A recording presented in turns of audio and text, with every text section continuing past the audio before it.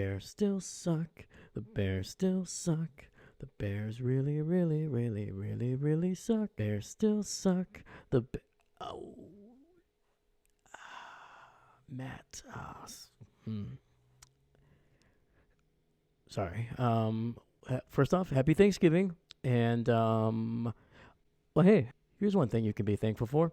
You still have that timeout.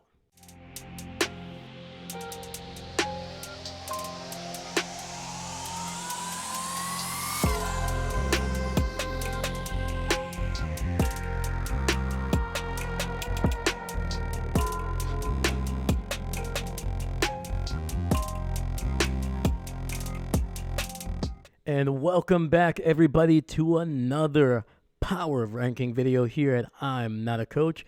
And oh boy, man, we had football. We had turkey. We had blowouts. We had close games. We had stuffing. And we also had coaches getting fired the day after Thanksgiving. Week 13 was wild, so let's get into it, starting with the honorable mentions. And we got three teams to talk about very quickly. First, we got the 7-5 division-leading Seattle Seahawks coming off a 26-21 victory over Aaron Rodgers and the New York Jets. An absolutely wild game. At one point, the Jets led 21-7 before we got one of my favorite plays in the NFL, and that is a big man touchdown, 92 yards. Leonard Williams getting the interception and taking it all the way home to make it 13-21. And then after that, we did not get a whole lot of points until late in the game, where they were able to tack on 13 more points to make a huge comeback and to knock the Jets down to 3-9, guaranteeing a losing season for New York. But the reason Seattle is in the honorable mentions, over the last month they have been playing a little bit better. They are still a team that I have no idea what to expect from, but they have put themselves in a great position to be able to win the division. And if they can continue to play like this even for a few more weeks, odds are they're going to be able to punch their ticket to the playoffs. Next, we have the Baltimore Ravens, a team that actually lost this week. And don't let the 24-19 final score fool you. The Baltimore Ravens, they really hurt themselves against Philly. Derrick Henry really struggled to get things going. He was held to under 90 yards. The offense continued to hurt themselves with penalties, big mistakes in the passing game, and at times being utterly bullied by that Philly defense. Baltimore, despite being one of the favorites to win the Super Bowl, they are 8-5, man. They are a team that needs to get their act together, because if they don't, even if they make the playoffs, something tells me that they're going to be knocked down by either the Chiefs, the Bills, or the Steelers. And while that defense played better, they did not take advantage of a Philly offense that was really struggling to establish themselves in that game. Baltimore has elite talent all over the field, on defense and on offense, but they need to start actually playing at that level and prove that they actually belong with the elites of the NFL. Next, we have the Houston Texans, who once again, very similar to the Seahawks, are leading a very weak division. That offense played a lot better. CJ Stroud, almost 250 yards through the air, 1 touchdown, no interceptions. Joe Mixon, over 100 yards on the ground and got into the end zone. Plus, Nico Collins finally got it going, 8 catches for 119 yards on the day. But there's just something about this team that feels different than last year. Last year, this team was really just firing on all cylinders for most of the year. But this year, man, I don't know if it's the pressure, but they just seem to be getting in their own way. Some really untimely penalties, some big mistakes by some key players, and that defense at times is really underperforming. This team, just based on their talent, should have had a field day with the Jaguars, but the fact that it was a 23-20 victory just shows that this team is underperforming and they are not meeting the standard that they set last year. But they are 8-5 and they do lead the division, and there's a good chance in the next 2 to 3 weeks they can probably wrap that division up. Next, we're going to go into the top 10 teams that are heading into week 14. First, at number 10, we have the Pittsburgh Steelers, who are coming off a wild 44-38 victory over the Cincinnati Bengals that saw Russell Wilson throw for over 400 yards on the day. Najee Harris putting up some solid numbers with 75 yards on the ground. It was a heck of an offensive performance who in recent weeks have really struggled to put up some points, but the reason they actually fell in the rankings is because that defense should be playing better. So while it's fun to put up 44 points, your defense should be playing its best heading into December. And right now the Pittsburgh defense has been on a downtrend, but we're going to see if they can ride the ship. They got some really interesting matchups coming up, including one with the Baltimore Ravens. And if this team can slow down Lamar and Derrick Henry, then I believe they will be climbing up the power rankings in no time. Next, at number 9, we have the Kansas City Chiefs. I've said it before, this team does not impress me, and this week did nothing to change that. I know this is an 11-1 team. They are tied for the best record in the NFL, but if it wasn't for one of the worst instances of situational football we've seen so far this season, Kansas City would have lost that one 20-19 against one of the worst teams in the NFL. Tack on the fact that this offense cannot get it going even with Isaiah Pacheco back and seemingly healthy. Even Patrick Mahomes wasn't able to do his usual magic, and most importantly, this defense looked rough. Yes, they only gave up 17 points, but they were giving up big chunk plays. I mean, Aiden O'Connell lit them up, man. He threw for over 340 yards, and rookie tight end Brock Bowers put up 140 yards on this Chiefs defense. It's one thing if this Chiefs offense struggles. We've seen that for the better part of 2 years now. It's a whole nother thing when this defense is letting you down in those big moments. And if it wasn't for a miscommunication with a rookie center, the Chiefs, once again, they would have lost this game, and there would have been some big questions whether this team is going to be able to make a deep run in the playoffs. But regardless, they are 11-1, and they continue to find ways to win. So that is why they are in the top 10. Next, at number 8, we have the Denver Broncos. They are 8-5. They are actually looking better and better every week. That offense continues to improve, and this past Monday night, man, they were able to put up some big points late in that game to be able to get the W. Bo Nix continues to improve his throws, man. Some of them really impressed me, and on top of that, that running game was actually pretty darn effective throughout the game. That offensive line held up. They looked solid against a very strong front seven, and Bo Nix and those receivers and tight ends continue to build that chemistry. Now, talking about the defense, they didn't have their best game in terms of giving up points and yards, giving up 32 to Cleveland along with nearly 500 passing yards to Jameis Winston, and giving up 235 yards to the former Denver Bronco Jerry Jeudy. But the two things that they were able to do, and they have continued to do throughout the season, one, and that is get sacks, and two, create turnovers. They were able to pick off Jameis Winston 3 times in this game, bringing 2 of them back for 6. It was so bad that after the game, Jameis prayed to God to save him from pick sixes, man. That's what the Denver Broncos did to that man. And Cleveland's running game could not get going, man. Nick Chubb was held in check the entire game. The leading rusher was Jerome Ford, and he only had 41 yards on 9 carries. So the Denver Broncos are playing some great football. While they still have a long way to establish themselves as some of the best in the NFL, this team is getting closer and closer every week, and they are beginning to turn some heads, and it would not surprise me if the Denver Broncos made some noise in the playoffs. Next, at number 7, we have the LA Chargers. They are coming off a 17-13 victory over the Atlanta Falcons, where they picked off Kirk Cousins not once, not twice, not 3 times, but 4 times in that game, including bringing one back for a pick 6. While the Chargers offense did not play amazing, they had less than 200 yards from scrimmage. The reason the Chargers are number 7 is that defense continues to look like one of the best in the NFL. They are giving up less than 15 points per game. While the Falcons are not playing great in recent weeks, they still have playmakers all over the field, and that Chargers defense were able to create game-changing plays throughout that game to stifle any momentum Atlanta was building. We know that this Chargers offense can put up points. We know that they can run the ball. They have a top 10 quarterback in this league. Their defense is playing at a very high level, and that's going to bode well for them going into the playoffs. And that is why they are the number 7 team on this power ranking this week. Next, we have number 6, and that is the Washington Commanders. And no, it does not bother me that the 6 does not fit. God, I gotta fix that.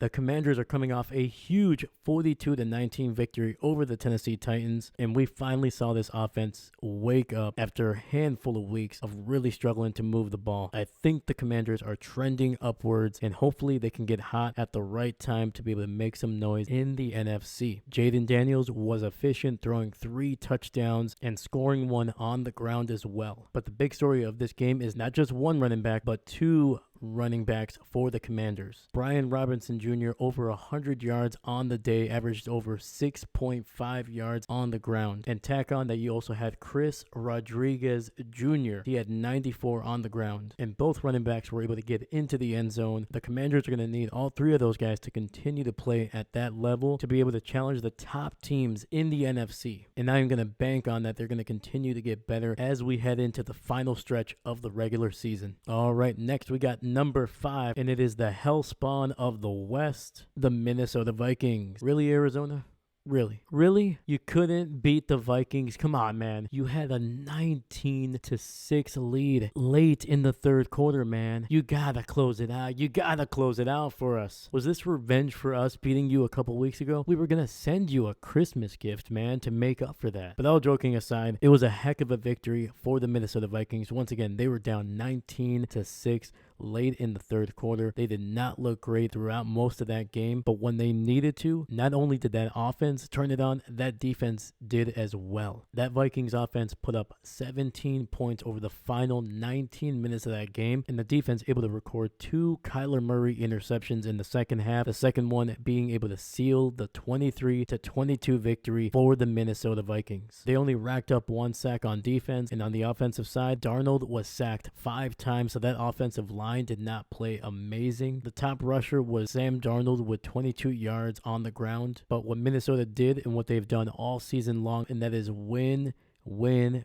by any means, but they get it done, and they are continuing to put pressure on the Lions and are keeping the Packers at bay, which for a Packer fan is frustrating, but at the same time, that just means when these 2 teams meet up in a few weeks, the stakes are going to be very, very high, not just for the NFC North, but the entire NFC. And that is why the Minnesota Vikings continue to be in the top 5 of these power rankings. All right, next at number 4, we have my Green Bay Packers. Green Bay coming off a big 30-17 victory against a red-hot Dolphins team who was coming into Lambeau Field riding a 3-game winning streak and whose offense and defense was looking better and better every single week. But not only were the Packers able to put up massive points and some decent yardage against a really solid Miami defense, the Packers defense was able to stifle a red-hot Miami offense. While the final stats may not look it, the Packers defense did a great job of holding Tua in check for most of the game. He ended up racking up over 360 yards on the day, but most of that came after the game was really out of hand. And even then, the Packers defense able to rack up 5 sacks on Tua. And most importantly, they were able to hold the Dolphins to just 39 rushing yards. Devin Achane, one of their best weapons on offense, was basically a non-factor throughout the entire game on the ground. The only player that really gave Green Bay headaches was Jonnu Smith, who caught 10 passes for 113 yards on the day. This Miami defense did not cause a single turnover, and Jordan Love left this game without being sacked a single time. Right now, the Packers are playing their best football heading into what is probably going to be the biggest game of the regular season, and that is against the 11-1 Detroit Lions, and that is going to be the first game for Week 14, and I cannot wait because the Green Bay Packers are playing their best football, and that is why they are number 4 heading into Week 14. Next, we have a little bit of a surprise because at number 3, we have the Detroit Lions. The Lions have been number 1 for the majority of these power rankings. Granted, I've only started doing these halfway through the season, but regardless, that speaks volumes to how great the Lions have been throughout the season. And I'm going to be straight with you guys. Number 1, number 2, and number 3 were so close. These guys could go up and down, but regardless, the Detroit Lions are number 3 heading into Week 14. The game against the Bears is a tale of 2 halves. The Lions scored 16 points in the first half, picking up 162 yards on the ground, were able to control almost the entire first half, and held the Chicago Bears to 0 points. But then the second half came, and that is where you started to see some big cracks develop for the Detroit Lions. In the second half, Detroit only scored 7 points, rushed for only 32 yards, and they only ran 11 offensive plays in the third quarter and only 12 offensive plays in the entire fourth quarter. And that vaunted Lions defense gave up 20 points, including 13 in the fourth quarter alone. That Detroit defense could not get Chicago off the field, as they were able to rack up nearly 18 minutes of possession in the second half. But that is how you beat this team. You take the ball away, you control the clock, and you simply wear them down. But that doesn't mean that the Lions defense did not make some big plays. They were able to sack Caleb Williams 5 times in the second half, including 3 times on the final drive of the game. This defense was still making some huge plays down the stretch to be able to seal this victory. Luckily for the Lions, the Chicago Bears utterly fell apart in the final 32 seconds of that game. Whether it was luck or capitalizing on a bad team's bad execution, the Detroit Lions were able to escape with a big victory, and they are 11-1 and are at the top of the NFC, but they are not the top team this week on the power ranking. Next, we have number 2. I really contemplated putting the Eagles at number 1. I believe they had the more difficult opponent this past week, but the sheer dominance of the number 1 team just put them over the top. So Philly is going to have to settle for number 2, but I did put them over the Lions. They deserve some credit for taking down the Baltimore Ravens. So I'll get this out of the way. I believe the Philly offense was not at its best. They were good enough to be able to put up some decent points. I do not doubt that Saquon Barkley is going to continue to be the engine that drives one of the most dangerous offenses in the NFL. But the real story is the Philly defense. While they did give up 166 yards on the ground, the 2 biggest runs of the night were 39 yards by Lamar and 19 yards by Derrick Henry. You take away those 2 massive runs, and this Philly defense was able to hold the Baltimore Ravens to 108 yards on just 30 carries. Those 2 big runs do count for something, but that just shows you that the majority of the runs were not the typical explosive runs that we're used to seeing out of Baltimore. This defense was able to keep Baltimore from controlling the game. They were able to hold Baltimore to just 6 out of 15 on third down, and I mentioned it earlier, the offense didn't have its best game, but in the fourth quarter, they were able to rack up over 65 yards on the ground and were almost able to assault away the rest of the game to pick up a massive victory over one of the